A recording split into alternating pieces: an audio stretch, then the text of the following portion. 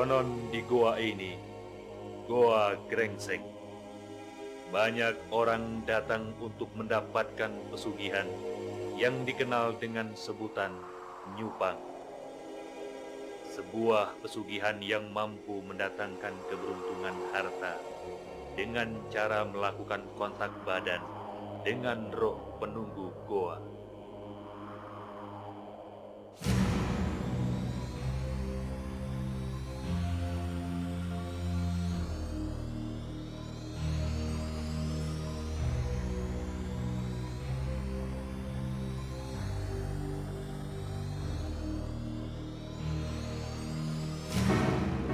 Selamat siang, Mas. Siang, Mbak.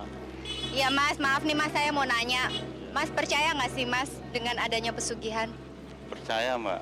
Saya dengar-dengar tuh kalau di kampung-kampung miskin tuh yang banyak kan tuh orang mencari pesugihan katanya untuk biar cepat kaya gitu loh. Pernah melihat nggak orang yang pakai pesugihan?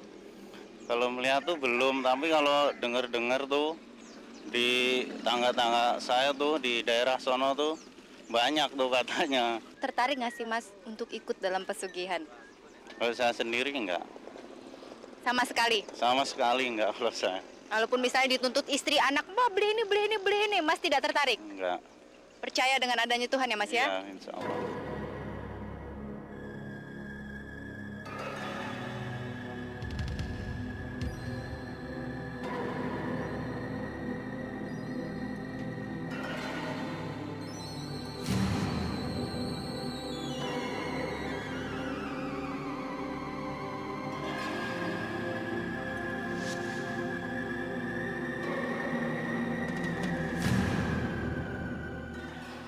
Pemirsa, ada pepatah mengatakan bahwa sebaiknya kita tak perlu berlari dalam mengejar rezeki. Dan ternyata masih ada sebagian orang yang justru datang ke tempat-tempat sunyi, menyepi, dan memohon rezeki dengan jalan yang tak mudah untuk kita mengerti. Di balik tempat saya berdiri ini, terdapat sebuah goa yang konon dapat membuka lorong kekayaan. Betulkah itu? Ikutilah di balik pesugihan.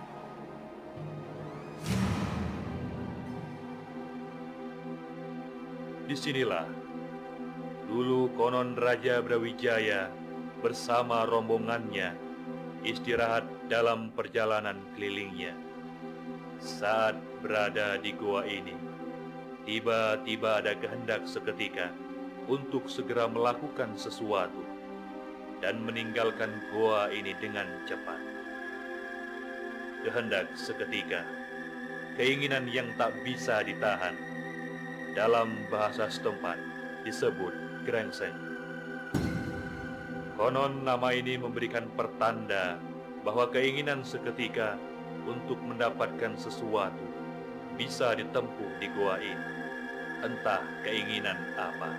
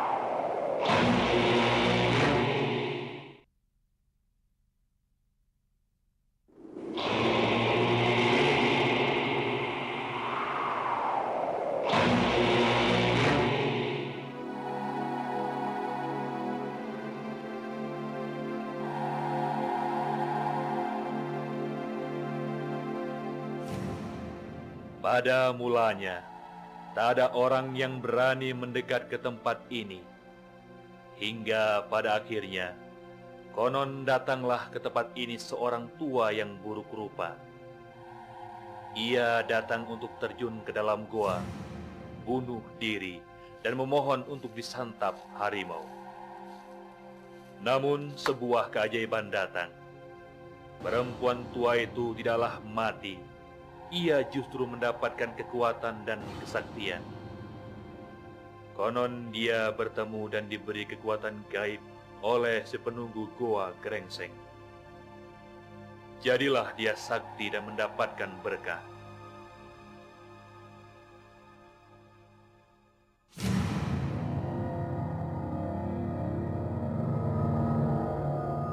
Dari kisah inilah, orang-orang mulai datang dan menyepi di tempat ini.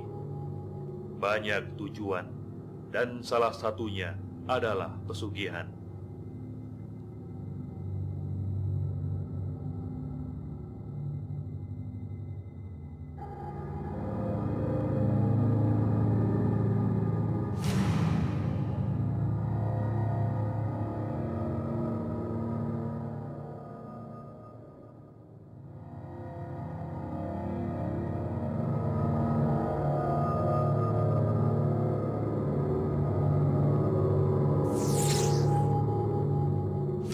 Kok saged pun wastani Gua Gerengseng niku pripun, Pak?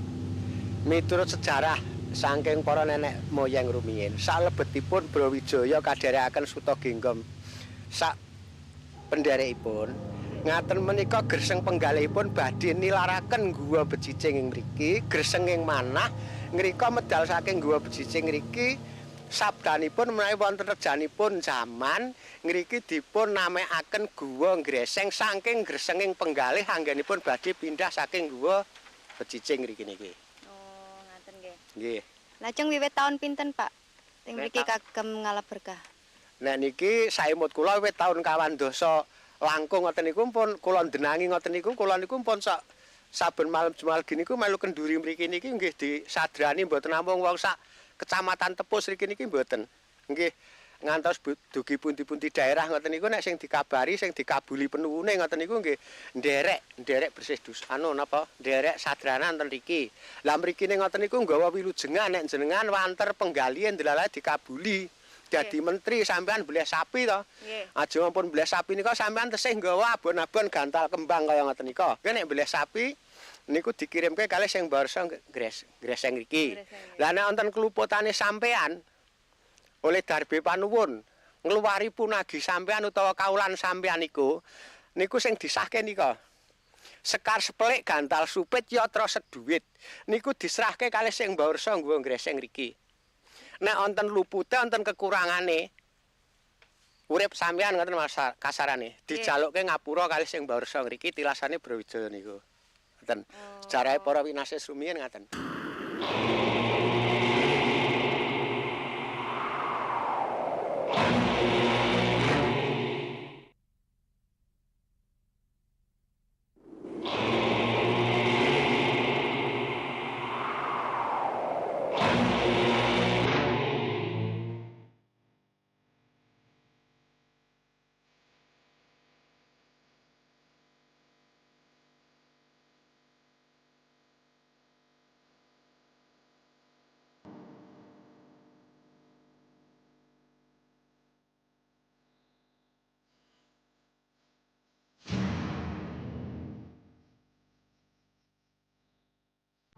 Betulkah tempat-tempat sunyi mampu memberikan berkah kekayaan?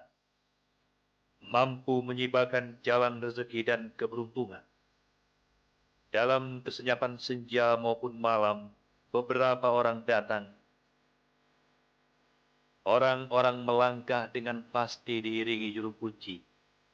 Apa kira-kira yang ada di hati mereka saat syarat-syarat untuk mendapatkan pesugihan harus dipenuhi?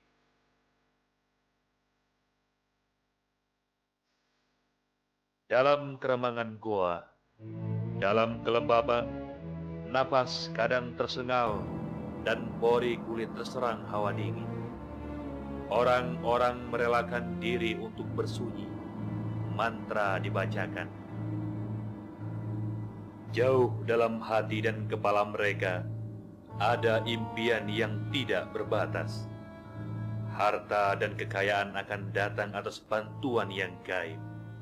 Sebuah angan dan harapan yang kadang membuta. Manifestasi apa yang sebenarnya didapat dari proses ritual di dalam goa? Ikuti terus episode Goa Grengseng.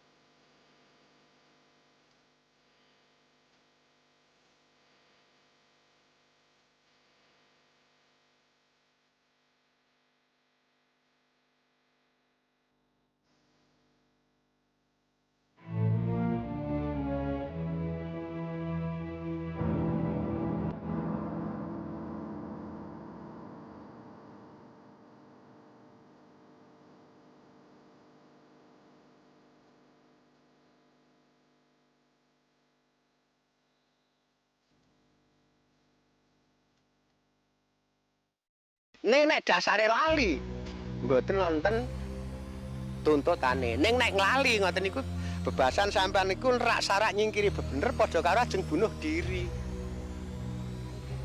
Nggih. Berarti sakit mati ngoten, Mbah. Nggih mboten saged mati sek ngoten niku kudune sampean ngoten niku kena paeka saking nek tembung Jawa saking kandha sampean dhewe nek tembung piyai saka ngendika jenengan piyambak. Ngoten lak sampean ngoten niku bebasan ngendikane ora cocok karo batine.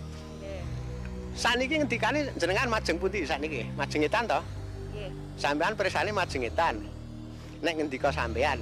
Ning nek penggalih sampean ngoten niku sampean ten wingkang rika majeng ilang dadi antarane lahir kalih batin ngoten niku mboten sami. Mula wonten tembungan urip enten ngalam donya niku wa batinan wa lahiran. Sampean nglairake ngendika jenengan niku saking utusaning batin sampean dhewe niku.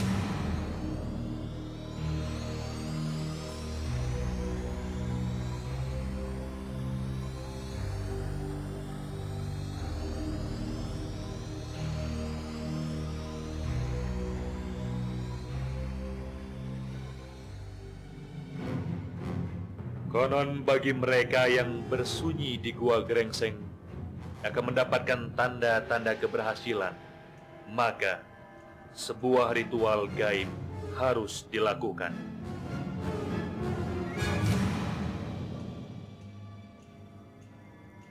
Mas, tadi siang saya arisan dengan saya beli sama cincin. Kira-kira Mas bisa nggak beli buat saya? Beli aja. Buruan loh Mas. Itu kan gelang sama cincin, berlian, mahal loh. Enggak masalah. Bener. Ya udah, sekarang minum dulu airnya. Mas ya, sedap. Enggak apa-apa. Ada apa sih Mas? Manisan ya? Enggak apa-apa. Bener. Ya besok sekalian saya ke toko Mas. Ya, beneran loh. Kapan kamu? Besok. Ini buat saya. Beneran Mas. Saya keluarin dulu. Makasih ya Mas.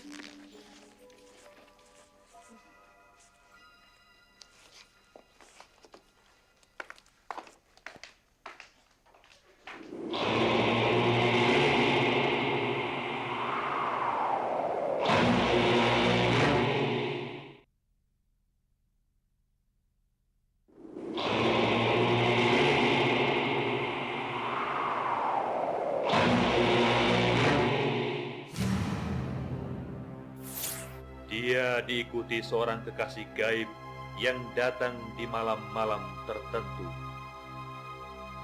Ada kesepakatan bersetubuh. Satu syarat tak bisa diingkari. Ia harus mampu menekan kehormatan diri. Hidup dalam bayang-bayang cinta maya yang suatu saat akan menenggelamkan dirinya.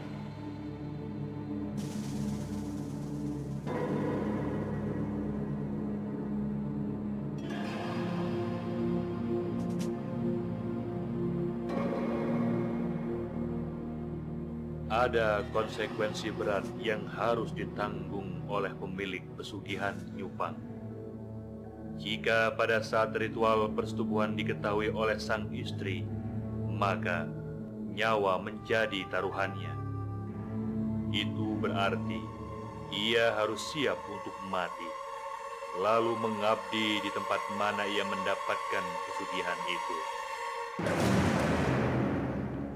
Mas! Waktu kan bersaksi. Tak ada sesuatu yang abadi, apalagi pesugihan. Segalanya akan runtuh, jiwa, raga, dan harta.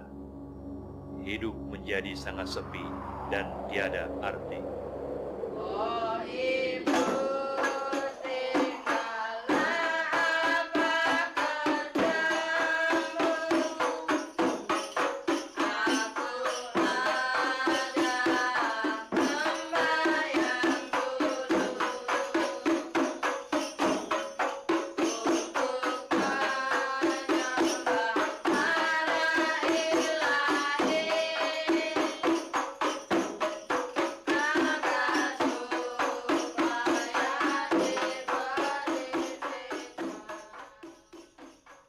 Bahwa rezeki itu harus diusahakan.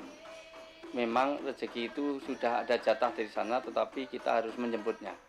Untuk menjemput tidak harus dengan jalan-jalan pintas, dengan ritual-ritual yang tidak sinkron dan tidak selaras dengan syariat-syariat agama.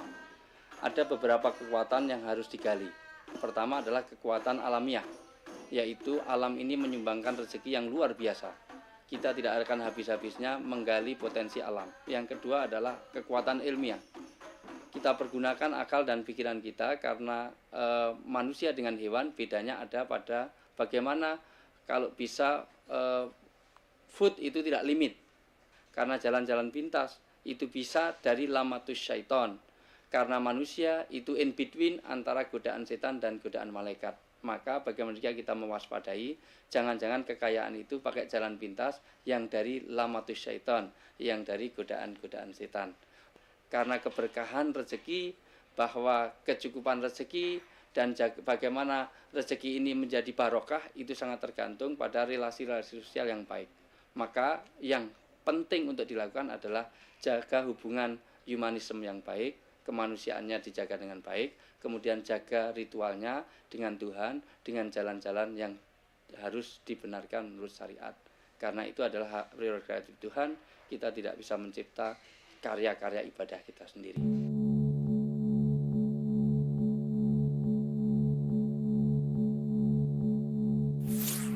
Tak ada jalan yang mudah. Tak ada lorong yang landai. Selalu penuh dengan persimpangan. Itulah mungkin jalan dalam mencari kekayaan. Penuh warna dan tantangan. Penuh cobaan dan ujian. Namun, jalan lurus adalah pilihan yang paling bijak. Demikianlah tadi di balik pesugihan.